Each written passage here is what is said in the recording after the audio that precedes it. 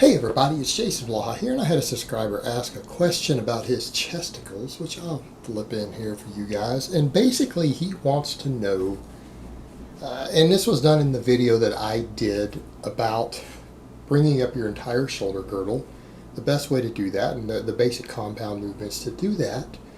He wanted to know, could I do the same thing for upper chest, because he wants a better upper chest, wants to have that line down the middle, all of that stuff. So let me put on my +5 hat of weaponsmithing, work on skilling up my crafting a little bit, and let's talk about this.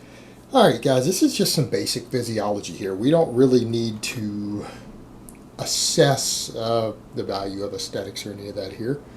Because again, I mean, having a strong upper chest is valuable to a lot of athletes too. And a strong upper chest comes by having a well-developed upper chest. It's actually useful in a lot of sports. So I don't think this is something we could even just throw into the area of guys training for aesthetics. So I kind of like this question. Now, what we need to make clear up front, that line down the chest doesn't actually have a lot to do with your musculature. I'm not saying you can't improve upon that by having more chest muscle, because obviously the more muscle you have in any area, the larger the ridges and crevices and things tend to be in there because you just have more muscle. But that line is largely due to body composition and low body fat in the area. In other words, the leaner you get, the more likely you are to have that line down the chest that guys are talking about, no matter whether you even train your chest or not. In other words, someone who has very little chest muscle will still have that line if they lose enough body fat. So that, a lot of that has to do with your diet, your cardio, all of that. So we need to make that part very, very clear. And training and doing silly isometrics and squeezing and all of that is not going to improve that line. That sort of bodybuilder nonsense needs to go. Now, having a more developed upper chest will make that line more pronounced. And just like with anything else, if you stay at the same amount of body fat and you have more muscle in an area, that fat tends to get dispersed a little more over that muscle.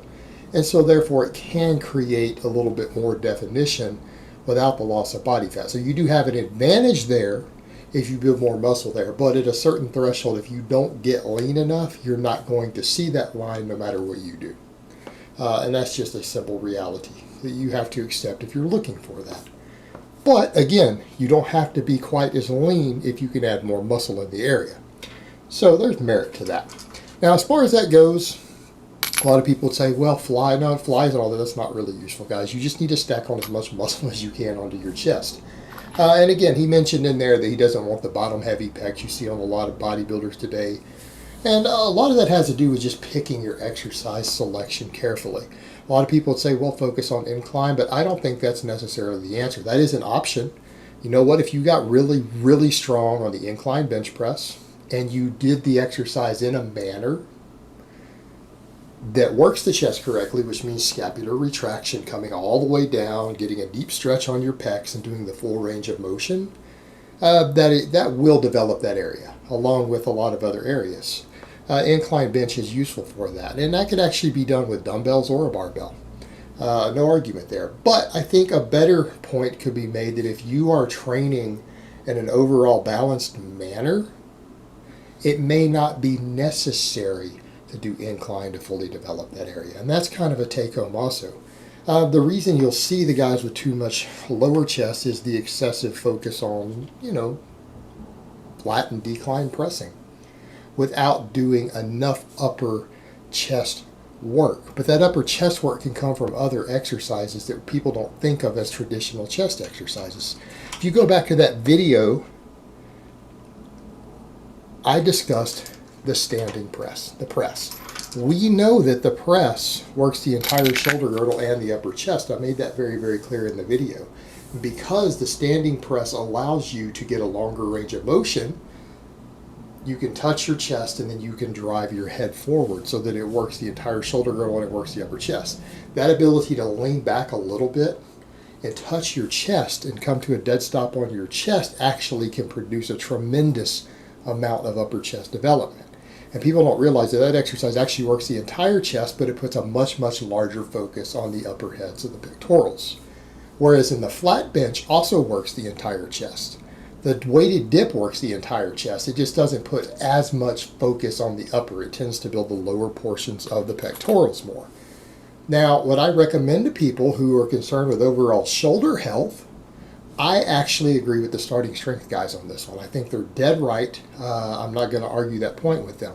Of doing overhead pressing with your bench or chest work in a 1-to-1 ratio. Meaning if your workout program calls for 5 sets of heavy bench every week, you need to do 5 heavy sets of standing presses every week. If you're going to do 10 sets of flat bench every week, you need to do 10 sets of standing presses every week. And by doing that, that balances out your shoulder structure, and it creates a much, much lower chance of damaging your shoulders on the bench press. But if we get back over to that point about people looking for that balanced aesthetics, where does the idea of balanced aesthetics come from? Older models of athletes, right? That's where we get the idea. A lot of athletes did a lot of overhead pressing. A lot of functional movements. So accordingly, what are you going to see if you train like a real athlete? You're going to have that upper chest development from doing large amounts of overhead work. You're going to have that already. So the point that you need to look at is you may not necessarily need to do something specialized. You might not need to do incline work to achieve that.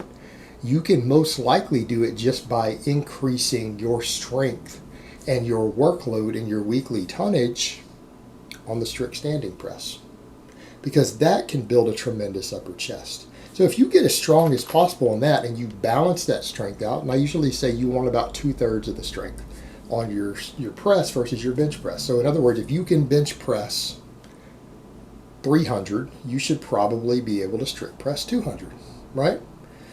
About 2/3 ratio seems to work best for overall strength balance. And if you have that particular strength balance, you are probably going to have a more balanced upper and lower chest. So we kind of get back to that point of functional strength, and the right balances can actually correct a lot of these problems. So I would say you may not need to do the incline to do this. I'm not saying the incline's a bad choice. The incline will definitely get the job done. And it can get the job done with a barbell or dumbbells. And I want to make that clear. It can get the job done. It's actually a good tool for that if you've developed a weak point there you want to specialize in. But if you start early on in your training of getting really, really strong on the press, and you keep it in proper proportion with your bench press, you're unlikely to develop that imbalance to where you have bottom heavy pecs. You're just less likely to develop the problem to need to fix it. And I think that's the better solution, is to follow balanced programming, balanced training, and make sure that you don't have any weak points from a performance perspective, because if you don't have those and you are in proportion in terms of your strength, your overall strength on big lifts, you're less likely for these imbalances to develop. And if they do develop, they tend to be less pronounced. And if they're less pronounced and less severe, they're easier to sort back out. Now, the same thing I also say, what should people be doing? Lots of chin-ups. Chin-ups actually work the upper chest, exclusively the upper chest. They don't really work the pectoralis major down here. They just work this upper bit up here. And there's EMG data on that. Well, I also tell guys, if you're shooting for not just necessarily performance, but even the guys out there, those of you who are chasing a balanced aesthetic look, weighted chin-ups are an all-around corrective exercise for overall aesthetics, just like the overhead press is, because it tends to work a lot of people's aesthetic weak points very, very effectively. Like biceps, rear delts, upper chest, long head of the tricep. So if you also get really strong on your chin-ups, and you get really strong on the standing press, the upper chest is not likely to be a lagging area for you. Therefore, you don't have to worry about looking as bottom heavy if you tend to pursue bench press later. You want to get really strong with your bench press because you'll have a well-developed upper chest to go with it already. So there's your real solution. Your solution is not necessarily to avoid doing heavy bench pressing or weighted dips or some of these really, really effective exercises. Is that you need to make sure that your strength is in proportion on these other important exercises, because that's the interesting thing. It tends to balance out those aesthetics. In addition to making you more functional, having a healthier shoulder girdle, it's kind of interesting how these things sometimes go hand in hand. Because again, this whole idea of classic aesthetics comes from the way a balanced athlete actually looks. Someone who can perform well has balanced musculature. Well, people with balanced musculature tend to have balanced strength. They don't tend to have a lot of weak points. So it makes sense. It makes sense that if your strength through your various movements is balanced, that will resolve most of those issues. And I always tell people that you have at least 6 basic functions that you need to be good at, and you need to work on all 6 of those. And if you don't develop any weak points in those 6 basic movement patterns, which I've covered before, you're less likely to have these muscle imbalances to begin with. You're going to tend to be well-rounded. You're going to be well-rounded enough that you can branch into whatever you want later. If you build a foundation on a squat, a hip hinge, a vertical press, a horizontal press, a vertical pull, and a horizontal pull, if you build a solid base at an exercise, a big compound that does each of those 6 movements, you can go into whatever endeavor you want later with your strength training, because you will have built a foundation without any real weak points. And then you can go do whatever you want. I don't care whether it's powerlifting, strength lifting, bodybuilding, football, whatever. It doesn't matter. It doesn't matter. You'll have built a foundation to go into whatever you choose to go into later. And you're less likely to get hurt. You're less likely to start with any weak points when you jump into other endeavors. And I think those are good to do, to keep that in mind, because you don't know what you might choose to do 2 or 3 years down the road. You might have a certain idea of this is why I'm training, and then you get several years later and realize there's something else you want to do, and now you've got weak points in your musculature that you could have avoided to begin with. So I always tell everyone it's a good idea to build a foundation in those 6 basic movement patterns, irrespective of what you think your goals are right now. It's just a good idea. All right, guys, but that's really all I have to say on that today. I hope it's been informative, and I will talk to you guys next time. And if you haven't checked it out yet, go check out my Patreon site.